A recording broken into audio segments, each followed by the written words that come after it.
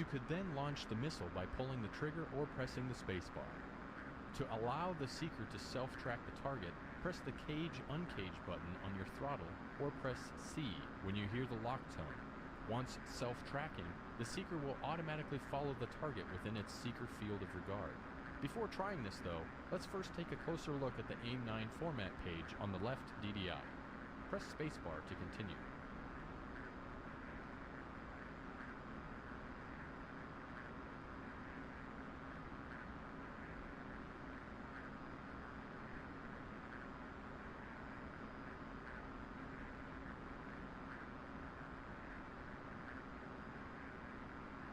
As with the AA gun, you have the remaining gun rounds and master arm indications.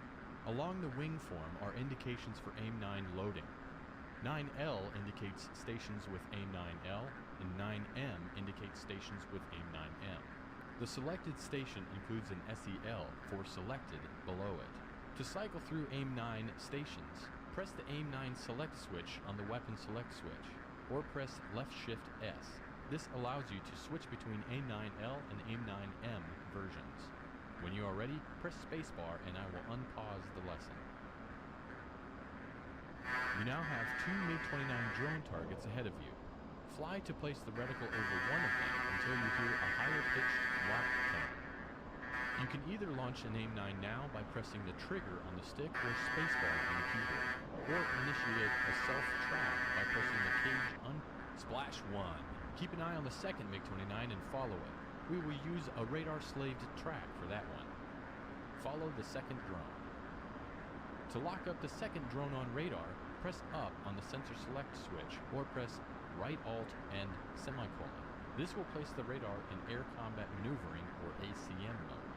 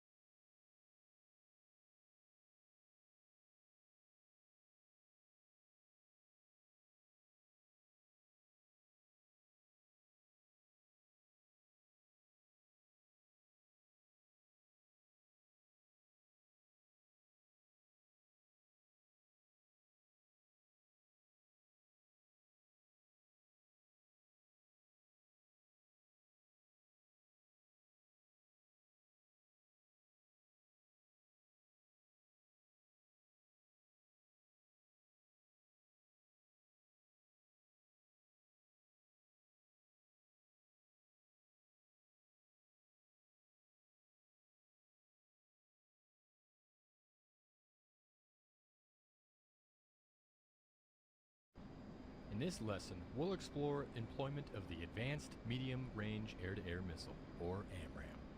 The AMRAAM replaced the older AIM-7 Sparrow with improved range, guidance, weight, and an embedded radar seeker in the nose cone. This allows the AMRAAM to guide on target without support from the host aircraft as the missile closes with the target. This in turn allows the launch aircraft to maneuver without loss of missile guidance to the target. The AMRAAM can be cued to target with the radar, or it can be launched at a close range just using the missile's seeker.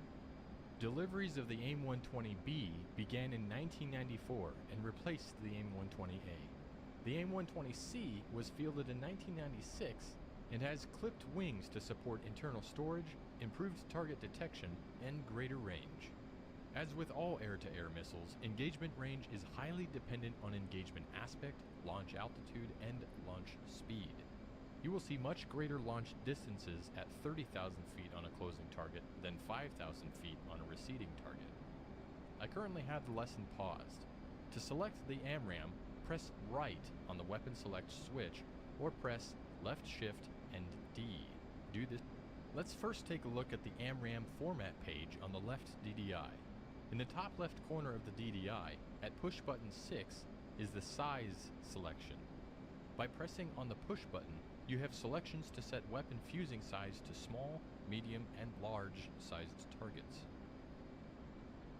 We'll be shooting down some drone MiG-29s, so select small. To the right of the size selection is the radar cross section or RCS selection. Upon pressing this push button, you have options to set the expected radar cross section of the target between small, medium, and large. Go ahead and set it to small.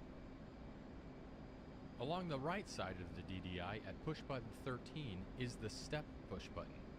Successive presses cycle the selected AIM-120 stations. You can see AIM-120 loading on the wing form with AB for AIM-120B and AC for AIM-120C.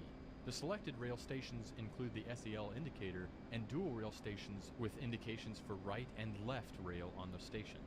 Press spacebar to continue.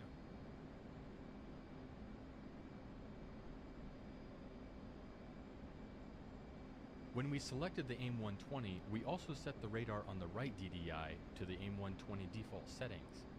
These include a range scale of 40 miles, a 2-bar scan, an azimuth of 140 degrees, and an interleaved PRF. Let's keep these as is. Press spacebar to continue. The large dashed circle is the most obvious indication of AMRAM selection. This indicates the seeker field of view if launched with no radar lock first.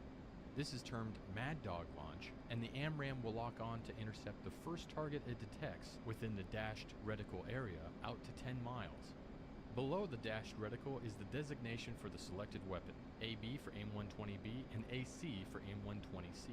Below that is a visual indication, meaning there is no radar lock, and if launched now, the missile would be in Mad Dog mode.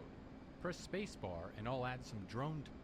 On the right DDI radar page, we see a target, or called a hit, on the radar. Let's lock it up by moving the throttle designator controller, or TDC, over it and locking it up. We do this by using the TDC switch on the throttle or by pressing period, comma, backslash, and semicolon to slew it. Once the two vertical bars of the TDC are over the hit, press down on the TDC switch or press the enter button. Once the target is locked, press spacebar to continue. With the target locked up, some new information is now available on the HUD. On the HUD is a large, solid circle that acts as both the AIM-120 allowable steering error circle and as the normalized in-range display or NERD circle. Fly to keep the small steering dot inside the circle to give the missile the best chance of reaching the target. Along the outside of the circle are 3 triangle NERD indications.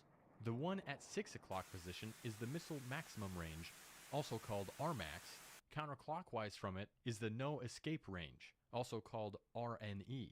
When target range is within RNE, the target could change course and the missile would still have the energy to reach the target. The third indication, near the 2 o'clock position of the NERD circle, is the missile minimum range, called RMIN. The line inscribing the circle indicates target range, and you want this between RMAX and RMIN to launch the missile. Also on the HUD is a box or diamond that indicates the line of sight to the locked target. A box indicates a friendly target, and a diamond indicates it as a hostile. If you see a large X across the HUD and radar display, your range to the target is less than the minimum range indication. When the target is between RMAX and RMIN, the steering dot is inside the ASE circle, and weapon is armed, the shoot cue will appear and you can launch the missile by pulling the trigger on the stick or by pressing the spacebar. When between RNE and RMIN, the shoot indication will flash. Press spacebar to continue. Along the right side of the HUD are 3 lines of information. The top line is an indication of closure velocity, V sub c, and below that is target range in miles. Further down on the right side of the HUD is the timer field. When the locked target is outside the range of the AIM-120 radar seeker, the value will display the time from missile launch at which the AMRAAM seeker will turn on and hunt down the Splash 1. Go ahead and lock up the target flying towards you and press spacebar. Don't engage it. If you don't see one on the radar, press the up arrow on the radar to increase its display range.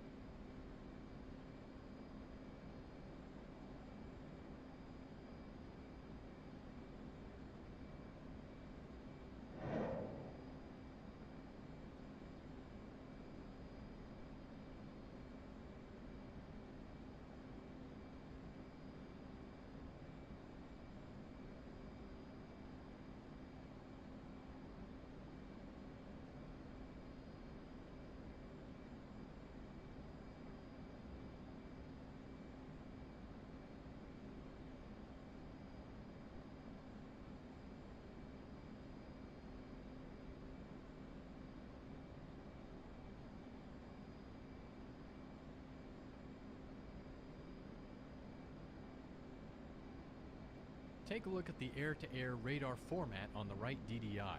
You'll note that much of the information on the HUD is duplicated there and includes an ASE circle, shoot cue, steering dot, and range indication as along the azimuth steering line to the target.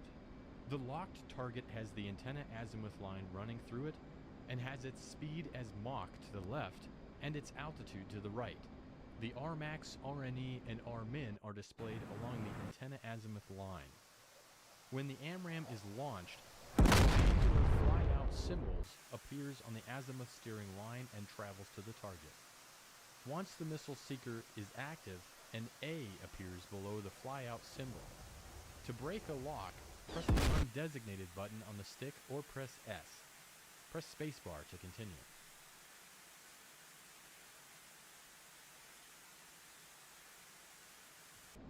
As noted earlier, you can also use the AMRAAM with no radar lock. Termed visual mode, simply fly to place a target within 10 miles inside the HUD reticle and launch the missile. The AMRAAM will go after the first target it detects, hostile or friendly.